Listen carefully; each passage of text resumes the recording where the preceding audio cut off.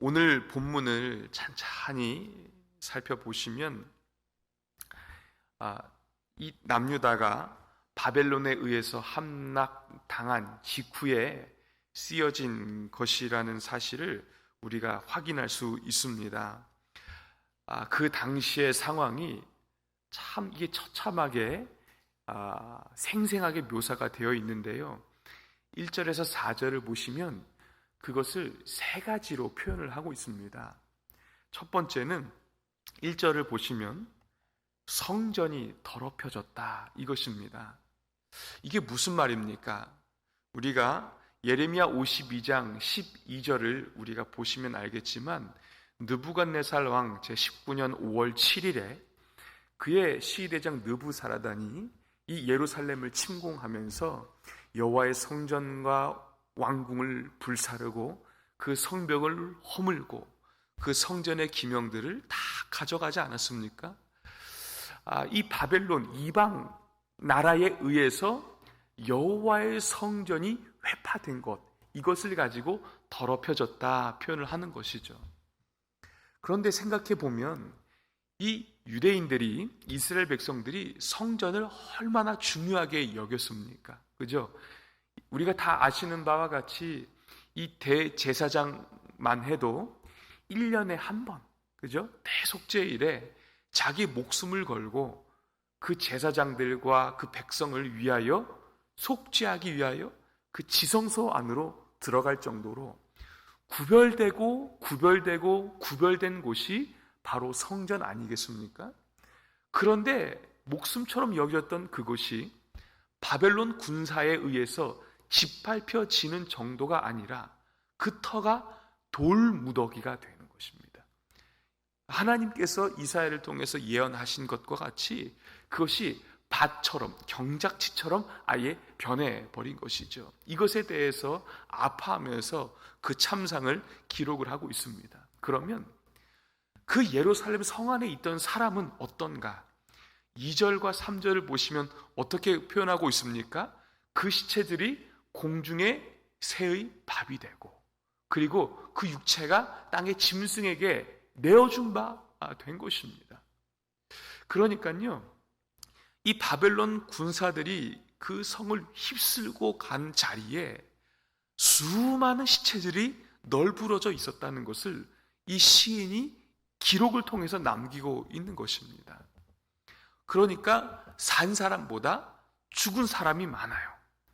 그런데 그 죽은 사람을 매장할 자가 없다고 3절 하반절에 말씀하고 있지 않습니까?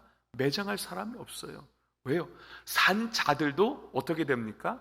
다 포로로 끌려가고 있지 않았습니까? 매장할 사람이 없어요. 그러니까 널브러진 시체들이 매장되지 못하고 다 짐승에게 새의 밥으로 다 이렇게 주어지는 그러한 참상을, 그 비극을 이 시인이 눈으로 보고 있는 것입니다. 사람이 태어날 때 얼마나 기쁩니까? 얼마나 축복입니까? 그죠? 그러나 태어나는 것만큼 중요한 것은 그 사람, 그 인생의 마무리가 아니겠습니까? 그러니까 어떤 나라든 그 장래의 문화를 보면 대부분 엄숙하게 진행이 됩니다. 그런데 이스라엘들의 이 마지막은, 이 남유다의 마지막은 그렇지 않다라고 지금 기록을 하고 있죠.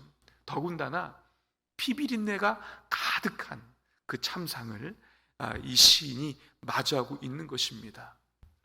그리고 세 번째, 어떤 일이 벌어졌느냐? 4절을 보시면 우리는 우리 이웃에게 비방거리가 되며 우리를 에워싼 자에게 조소와 조롱거리가 되었나이다 표현하고 있습니다. 이웃이라는 것은 바벨론을 의미하는 거죠. 이웃 강대국을 의미하는 것입니다. 그러니까 하나님의 백성이라고 자처하던 자신들이 하나님으로부터 보호받지 못하고 오히려 이웃에게 비방거리가 되고 조소거리가 되었다. 이것은 무슨 뜻입니까? 하나님의 명예가 실추되었다라는 것을 표현하고 있습니다. 우리가 출애굽기 32장을 보시면 금송아지 사건을 우리가 발견할 수 있습니다. 모세가 시내산에 올라가서 하나님의 율법을 받을 때에 그 산 밑에 있던 백성들이 어떻게 했습니까? 금송아지를 만들어서 이 송아지가 우리를 애굽에서 인도해낸 신이다 이렇게 얘기하고 먹고 마시고 즐기는, 그죠? 그때 하나님께서 이들을 진멸하려고 하셨죠. 진멸하려고. 그런데 32장에 모세가 하나님 앞에 어떻게 기도합니까? 하나님이 이 백성을 죽이시면 이 백성들이, 이 주변 국가들이 뭐라고 하겠습니까? 하나님이 산에서 그리고 이 지면에서 이 백성들을 죽이시고 진멸하시기 위해서 이들을 이끌어냈다고, 악하다라고 평하지 않겠습니까? 그 한마디에 하나님이 그 진노의 잔을 그냥 단번에 거두시는 것을 발견하게 된 것입니다. 어디에 호소합니까? 하나님의 이름에, 그 명예에 호소하고 있는 것입니다. 그런데 오늘 어떻습니까? 이 시인의 고백을 보니까 이방 나라들에 의해서 철저하게 짓밟히고 심판당하는, 하나님의 명예가 땅에 떨어지는 것을 우리가 발견할 수 있는 것입니다. 이 배경을 중심으로 우리가 오늘 두 가지만 좀 생각해 보려고 합니다. 왜 하나님은 이렇게 당신의 명예가, 이름이 실추되고, 그리고 당신의 이름을 두기로 하신 그 성전이 회파되게 하시고, 당신이 택한 백성이 그렇게 살육당하게 하시도록 왜 그렇게 내버려 두셨는가? 이것입니다. 왜 그러셨을까요? 5절을 한번 읽어볼까요? 5절 시작. 여호와여, 어느 때까지니까 영원히 노하시리까? 주의 질투가 불붙듯 하시리까? 아멘. 우리가 하나님이 이렇게 하신 이유에 대해서 단서를 찾을 수 있는 것이 5절입니다. 하나님이 진노하셨다는 것입니다. 이것은 우리가 너무나도 쉽게 이해할 수 있는 부분이죠. 그런데 5절 하반절에 주의 질투가 불붙듯 하시리까? 그러니까 그 진노 위에 무엇이 지금 더 언급이 되고 있습니까? 하나님의 질투가 언급이 되고 있는 것입니다. 이 하나님의 질투는 출애굽기 20장 2절에서부터 우리가 잘 언급되는 것을 발견하죠. 나 외에 다른 신을 두지 말라, 십계명을 주시죠. 그리고 또 20장 5절에 뭐라고 말씀하고 계십니까? 네, 나 여호와는 질투의 하나님이다, 그죠? 나를 미워하는 자에게 그 죄를 갚되 아버지로부터 아들에게까지 3, 4대에 이르게 하거니와. 그죠? 질투하는 하나님이다. 왜 이런 말씀을 하십니까? 내가 너희의 아비 아니냐? 내가 너희의 하나님 아니냐? 나만 경배하고 나만 바라보고 나에게 순종하기를 원하시는 하나님 아버지의 마음이 여기에 담겨져 있는 것 아니겠습니까? 우리 에스겔서도 한번 찾아보겠습니다. 에스겔서 23장 말씀, 구약성경 1185페이지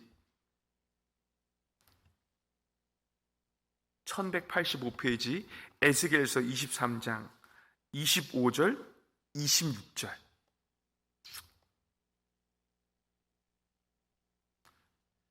에스겔서 23장 25절 26절 1185페이지 함께 읽겠습니다. 내가 너를 향하여 질투하리니 그들이 분내어 내 코와 귀를 깎아버리고 남은 자를 칼로 엎드러뜨리며 내 자녀를 빼앗고 그 남은 자를 불에 사르며 또 내 옷을 벗기며 내 장식품을 빼앗을지라. 아멘. 이게 무엇에 대한 말씀입니까? 남유다 심판에 대한, 그죠? 그러한 예언의 말씀인데, 우리가 어제 새벽에 얼마나 그 이스라엘 백성들이 큰 죄를 하나님 앞에 범했는지를 아주 자세하게 보았습니다. 그런데 그러한 죄악과 반역에 대해서 하나님이 질투하시니 이러한 심판이 일어난다라는 것을 말씀을 하고 있고, 특별히 30절에 더 그 이유를 분명하게 말씀하고 있는데, 30절 읽겠습니다. 시작. 내가 이같이 당할 것은 내가 음란하게 이방을 따르고 그 우상들로 더럽혔기 때문이로다. 아멘. 그러니까 하나님을 사랑하고 하나님 말씀 붙들고 하나님 그 말씀에 순종하고 섬겨야 될 그들이 어떻게 합니까? 이방 신상을 두고 그것을 모시고 그것을 섬기는 영적 간음이 일어난 그 자체에 대하여 하나님이 어떻게 하셨다? 질투가 일어나시니 그들을 진멸하실 수밖에 없었다라는 이야기들을 지금 성경이 기록을 하고 있는 것입니다. 그런데요, 참 재미있는 것은 이 질투라는 이 히브리 단어가 카나라는 히브리 단어인데 이것이 질투라고도 번역이 되지만 열정 혹은 열심으로도 번역이 되곤 합니다. 그것이 어디에 나오는가? 우리 이사야 37장 32절 한번 찾아보시겠습니다. 1011페이지 이사야 37장 32절 말씀 1011페이지입니다. 이사야 37장 32절 말씀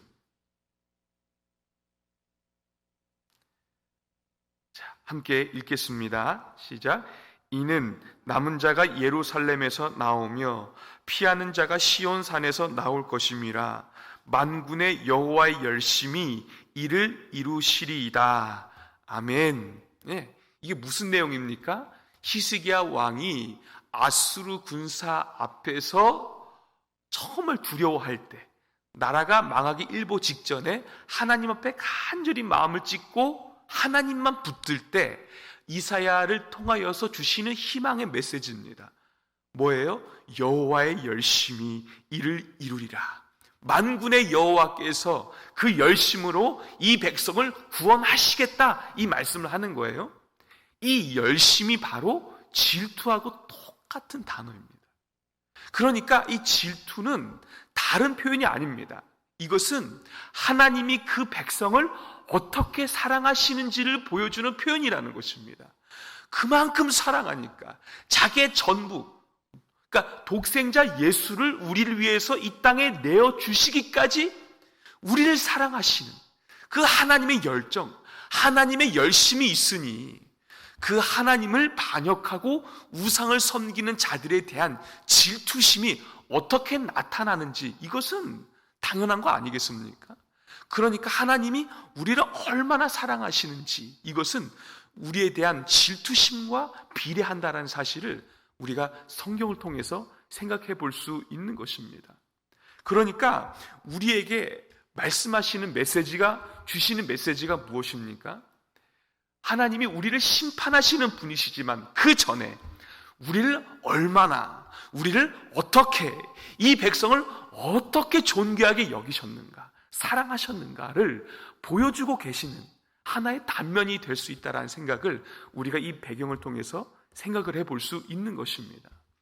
그러면 두 번째, 이런 맥락에서 예수님도 이와 유사한 말씀을 하셨다는 것입니다. 우리 누가복음 14장을 한번 펴보시겠습니다. 누가복음 14장 26절입니다.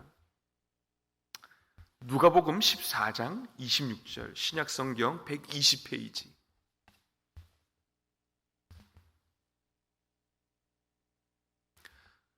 누가복음 14장 26절 말씀 함께 읽겠습니다.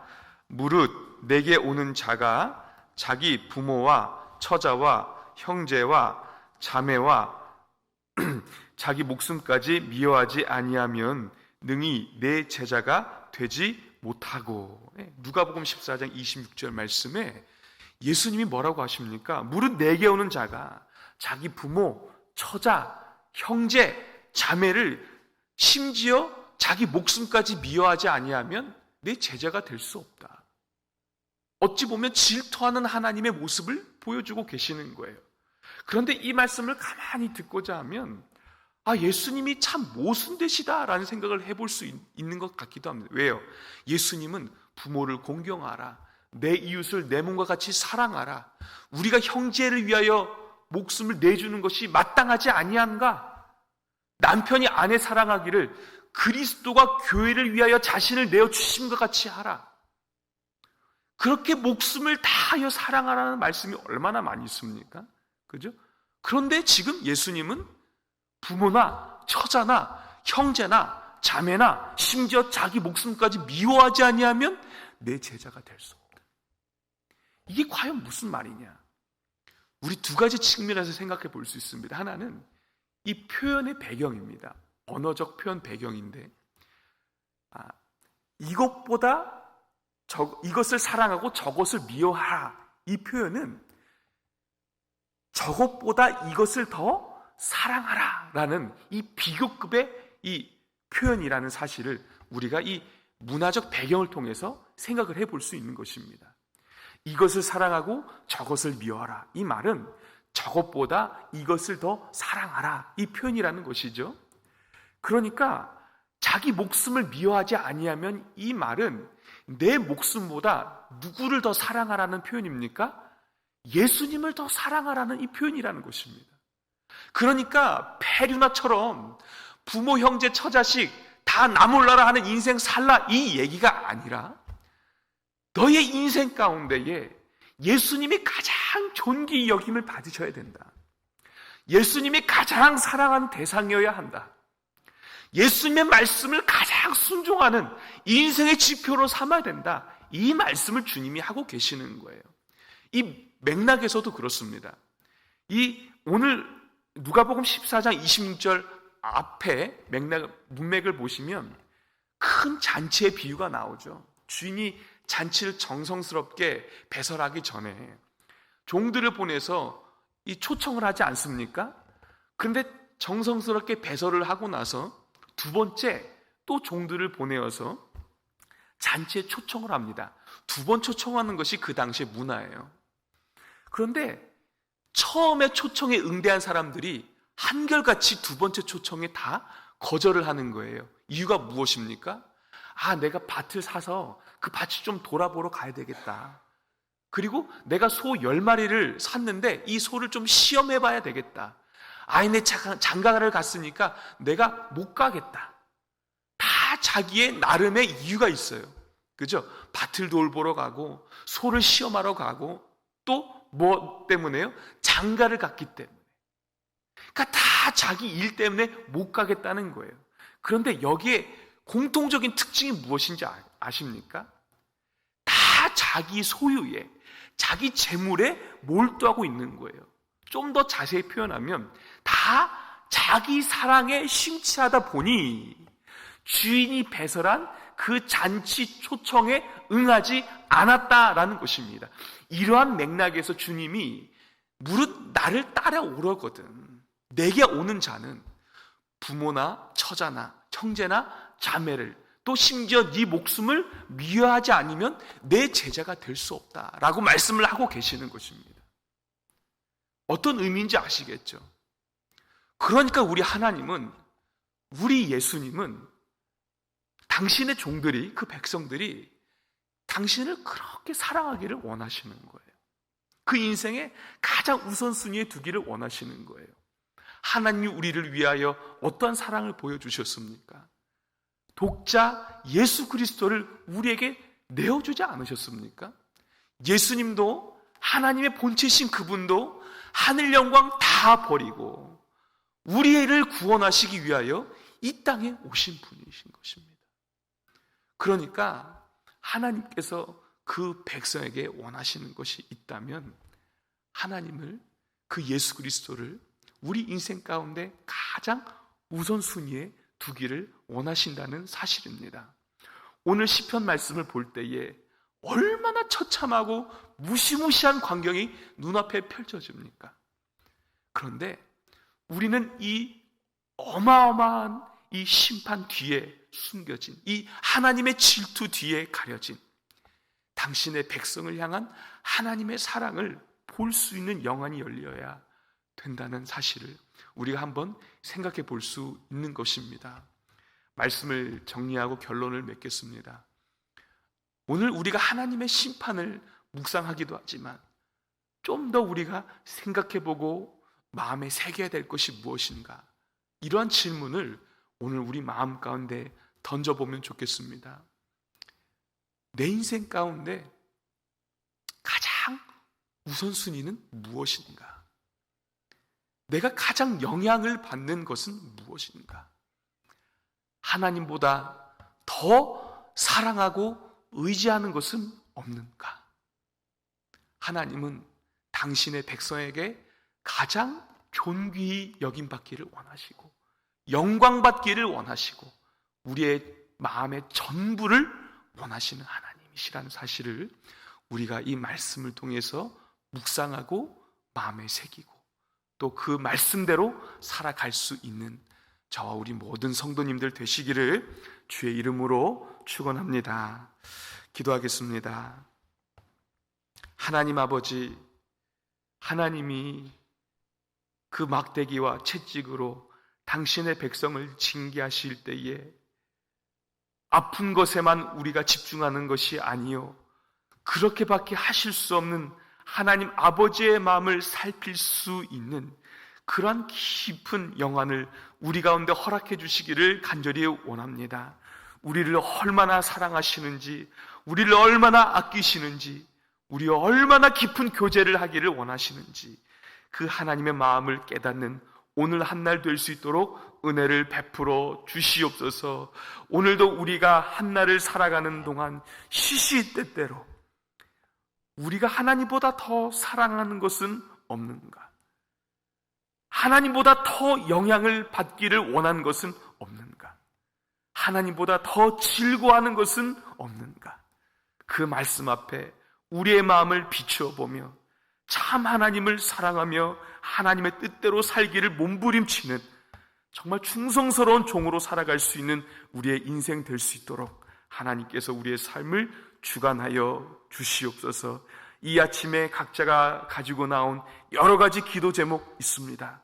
하나님께서 흠양하여 주시고 아버지의 뜻대로 아버지의 방법으로 아름답게 이루어 주시옵소서. 감사드리며 살아계신 예수님 이름으로 기도하옵나이다. 아멘.